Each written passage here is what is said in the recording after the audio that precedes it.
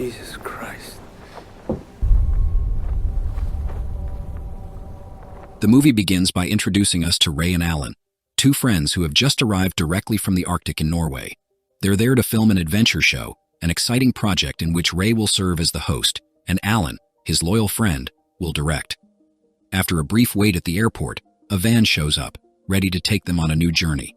The trip is long, but after several hours on the road, they finally reach a remote shipyard where they will take a tour. There, they meet their third travel companion, Sean, who is waiting to join the group. Sean has been hired as the cameraman for the show, but despite being a war veteran, he has never worked with filming before. In fact, he was the only person available for the job in this remote area, which is why he was recruited. Along with Sean, Ray, and Alan, other tourists arrive and are greeted by Jim, the tour guide, who will lead them on their journey. The adventure starts here, Jim says with a confident smile. As the trio begins discussing their plans for the show, a sense of mystery starts to fill the air, as if something unexpected is about to happen. As Ray and Alan continue talking, their attention is drawn to a lunchbox Sean brought with him. Curious, Ray decides to open it, and upon looking inside, finds a strange sound device, an unknown gadget that seems to be very important. Without hesitation, Ray switches it on, and immediately the two friends hear a peculiar sound coming from it. The sound resembles a voice saying something that feels out of place. Alan, always the more cautious one, reminds Ray, almost in a warning tone, that they shouldn't tamper with Sean's things without permission. But to their surprise, not only does Ray hear the voice, but it seems to be directed at Alan, repeating the same words as if speaking directly to him. However, when they spot Sean approaching, they quickly close the lunchbox, trying to hide the device. Later, Alan, alone in the bathroom, tries to send messages to his wife. He's feeling frustrated because, for some reason, the messages aren't going through. There's no cell phone signal anywhere. Alan tries to apologize for a recent argument he had with her, but every attempt fails. The distance he's creating between his professional life and his family seems to be damaging his relationship. The next morning, the filming for the show officially begins. Ray, Alan, and Sean, with Jim's help, follow the guide's instructions and soon begin capturing impressive scenes for the program. However, as they were finishing the recording, something caught Ray's attention. On the horizon, he spotted a sea eagle, but soon realized that something was terribly wrong with the animal. A stream of blood was flowing from its eyes, which deeply disturbed Ray. Hello, my dear friends. Here's the summary of the movie, Arctic Void. I hope you're enjoying it. Comment very good, so we know you've been paying attention to every detail in the video. Now let's continue. He ran inside to find Alan. There, he found Alan still reflecting on his argument with his wife. He opened up to Ray, sharing the pain of always being away, traveling for shoots, and leaving his family behind. A noise from outside interrupted them. Before they could continue their conversation, the silence was broken by screams and sounds of panic coming from outside. Ray and Alan ran to the window, and what they saw left them speechless.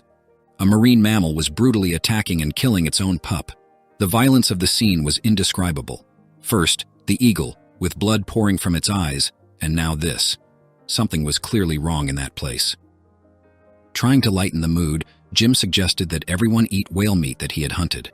Ray immediately refused, unable to think about eating anything after what they had just witnessed. Alan, hesitant, took a small portion and swallowed it.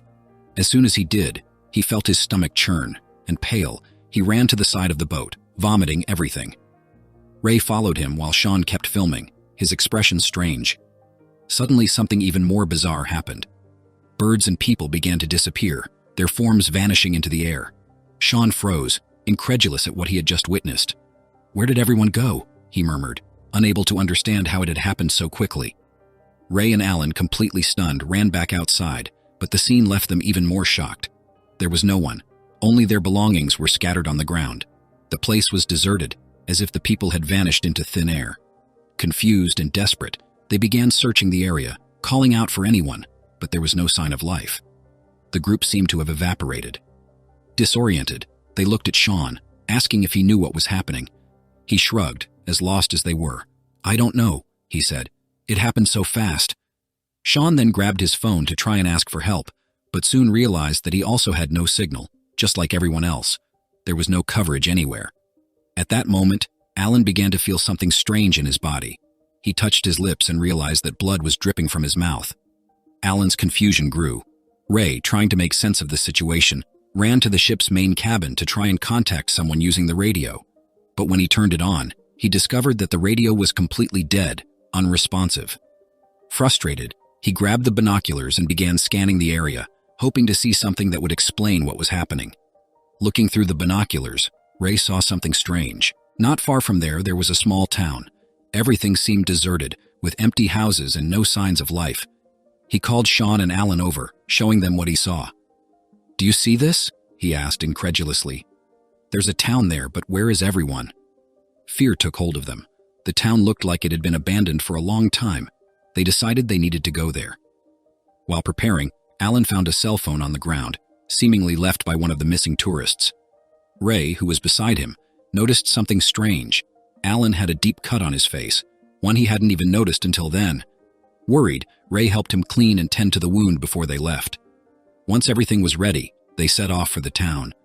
During the trip, Sean became uneasy. "I don't like this," he said, looking around with a nervous expression. "Something's not right." The tension increased as they neared the town.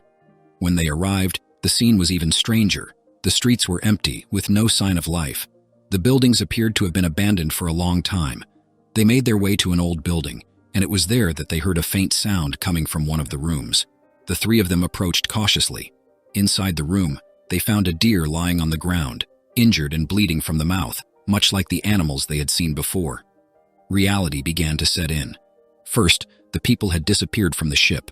Now the whole town was empty, and the animals were also being affected in a strange way. As they explored further, Alan began to have difficulty walking. His steps slowed, and he groaned in pain. When he looked at his leg, he noticed a deep wound, just like the one on his face. Sean insisted they continue. "We can't stop. We need to find help quickly." But Alan, growing weaker and in intense pain, couldn't go any further. Desperate, he decided to return to the boat and get the medicine they had left behind, hoping for some relief. As he walked toward the shore, Alan came across an unexpected scene. A wild bear appeared in front of him. The bear stood still, merely observing. Alan, so exhausted and injured, felt no fear. The bear seemed equally tired, showing no signs of aggression. Meanwhile, Ray and Sean noticed lights on in one of the buildings in the distance. They hoped they would finally find someone to explain what was happening. They ran to the location and searched the rooms, but to their surprise, the place was completely empty. It was as if the people had left in a hurry. Ray approached a table and noticed a bowl of soup still hot, with steam rising from it, as if it had been left there moments before. This only confirmed their worst fear. Just like on the ship, the people had suddenly disappeared as if time had stopped. It was then that Ray heard a distant gunshot. He immediately thought of Alan and ran toward the sound. When he arrived, he found Alan injured, barely able to move. Ray quickly helped him to safety.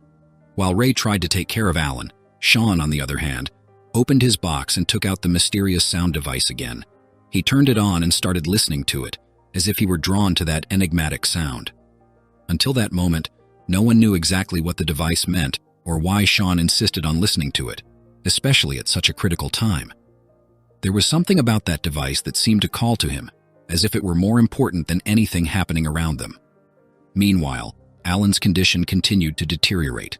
Alan began showing increasingly strange symptoms. His mind was becoming disoriented, and he could barely focus. Meanwhile, he noticed the camera he had found earlier, the same one that belonged to one of the missing tourists on the boat.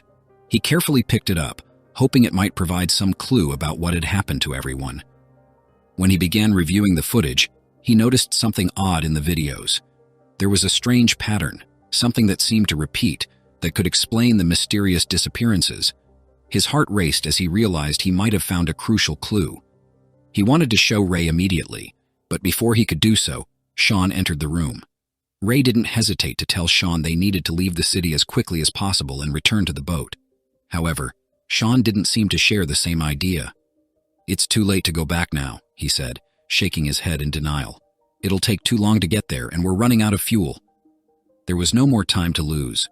Ray knew he had to act fast, so he decided to go in search of more fuel to ensure the boat would still work. Meanwhile, Sean seemed even more distant. He grabbed his box again and put on the headphones. The sound from the device echoed, and Alan, exhausted and overwhelmed, fell asleep while listening to it. Sometime later, Ray returned to check on Alan. He still seemed weak. Alan insisted Ray watch the camera footage again. He had made an important discovery. Curious, Ray watched the video, and to his surprise, noticed something disturbing. When everyone had suddenly disappeared, Sean had been there, filming non-stop. It was at that moment Ray realized Sean was hiding something. Rage took over him, and he quickly stood up, heading straight for Sean. With fury, he grabbed him and demanded to know what he was hiding. Sean could no longer hide the truth. He finally confessed what was happening. "I was sent on this trip by a group of Army scientists," he revealed. "I was tasked with documenting the effects of a new supersonic weapon they had developed. When the weapon was fired, it destroyed the bodies of all the people, but it affected the animals in a different way." Sean continued, explaining that the device he was carrying, the same one inside his box, had been given to him by the scientists. They said that the device would protect both him and anyone who could hear it from the devastating effects of the supersonic weapon. It was then that Ray and Alan understood why they were alive while everyone else had been destroyed. They had activated the device right from the start. However, Alan was not immune. Despite saving himself from the destruction, he had eaten fish contaminated with radiation, which left him seriously ill.